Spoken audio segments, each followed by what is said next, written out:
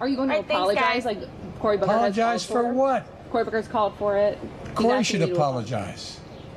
He knows better. There's not a racist bone in my body. I've been involved in civil rights my whole career. You cannot go to a 7-Eleven or a Dunkin' Donuts unless you have a slight Indian accent. I'm not joking. I know Joe. We know Joe. That's right.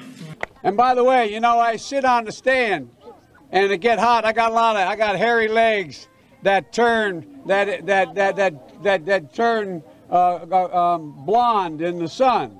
And the kids used to come up and reach in the pool and rub my leg down so it was straight, and then watch the hair come back up again. They'd look at it. So I learned about roaches. I learned about kids jumping on my lap.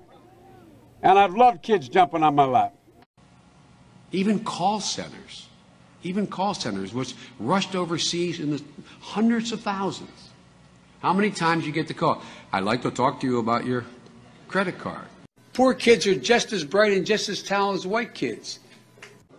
They're going to put you all back in chains. I think Joe Biden might be suffering from that same white entitlement and privilege and ego, where he's just that old school white male who feels like, hey, man, they need me, I don't need them, or I got them already. Joe Biden is under fire this evening on comments he made about working alongside segregationist senators in the past. Biden recalling his early Senate career, bringing up two segregationist senators, Herman Talmadge and James Eastland, who called African Americans an inferior race. I was in a caucus with James O. Eastland, Biden said. He never called me boy, he always called me son. At least there was some civility. We got things done. We didn't agree on much of anything. We got things done. I think the two-party system, although my Democratic colleagues don't like me saying this, I think the two-party system is good for the South and good for the Negro, good for the black in the South. Other than the fact that they still call me boy, I think they've changed their mind a little bit. It's that old school white man. They're going to put you all back in chains.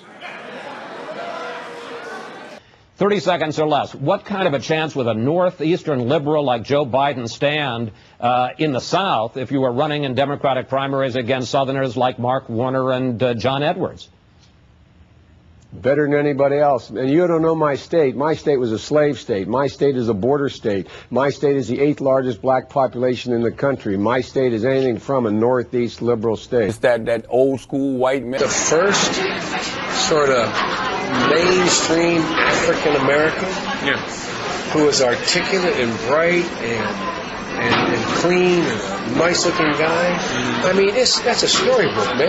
My son is Attorney General a year in Iraq, came back, and that's one of the things that he finds was most in need. When he was over there in Iraq for a year, people would come to him and talk about what was happening to them at home in terms of foreclosures, in terms of bad loans that were these Shylocks who took advantage of these women and men. Back from Mumbai to go meet with President Xi in China, I stopped in Singapore to meet with a guy named Lee Kuan Yew, who most foreign policy experts around the world say is the wisest man in the Orient.